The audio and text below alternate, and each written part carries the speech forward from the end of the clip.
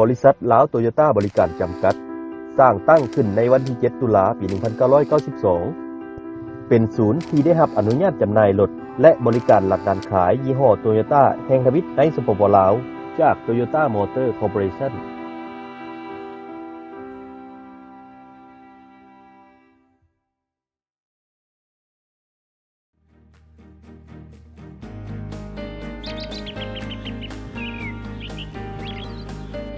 มีสำนักงานใหญ่อยู่โรงขันคำและสาขาสีโคตบอกบ้านนาแฮ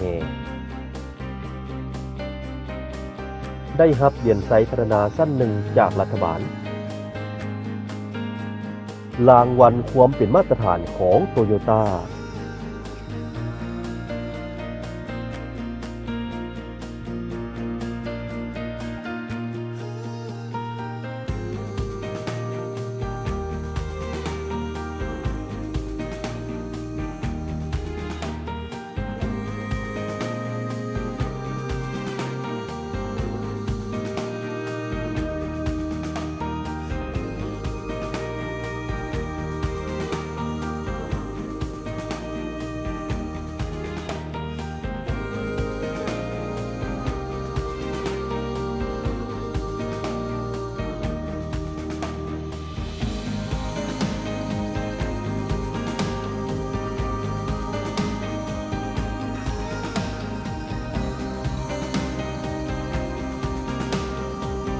ศูนย์จำหน่ายรถโตโยต้าและมีให้ทดลองขับ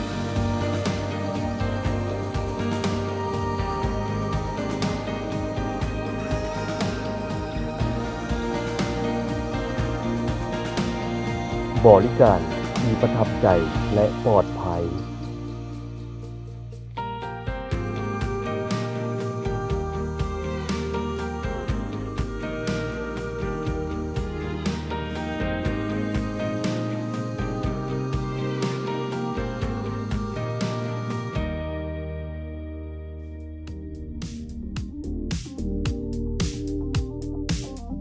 สร้างผู้ชำนาญงานด้านการซ่อมแปลง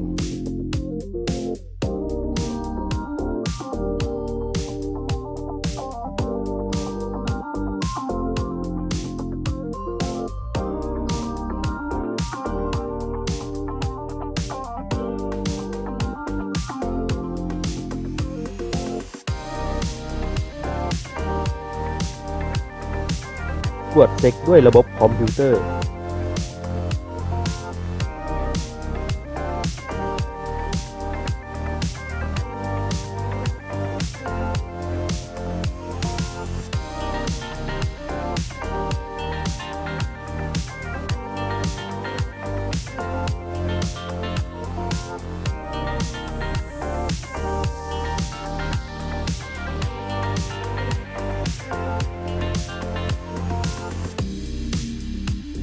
มีบริการเคลื่อนที่ลาวโตโยต้าโมบายเซอร์วิส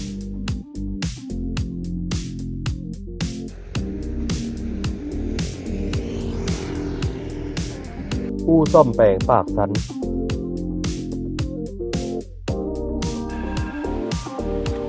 ขับสายด้วยความว่องไว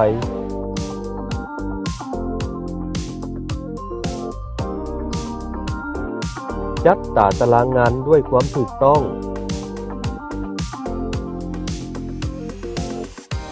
บริการซ่อมแปลงตัวถังและสี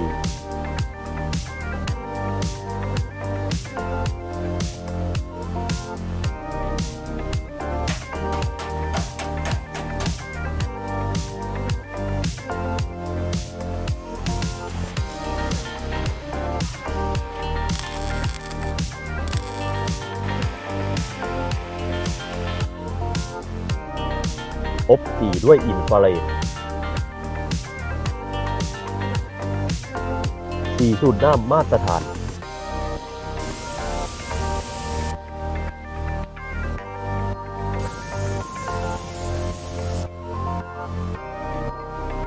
เขามี QC กวดทุกขั้นตอน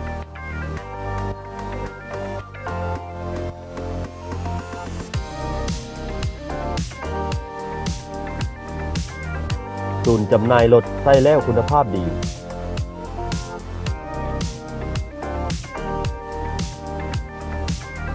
ผ ตรวจสอบทุกจุดเพื่อความเป็นมาตรฐานใส่ใจในทุกการบริการนี่คือมาตรฐานโตโยต้า30 ปีลาวโตโยต้าให้บริการที่เหนือกว่า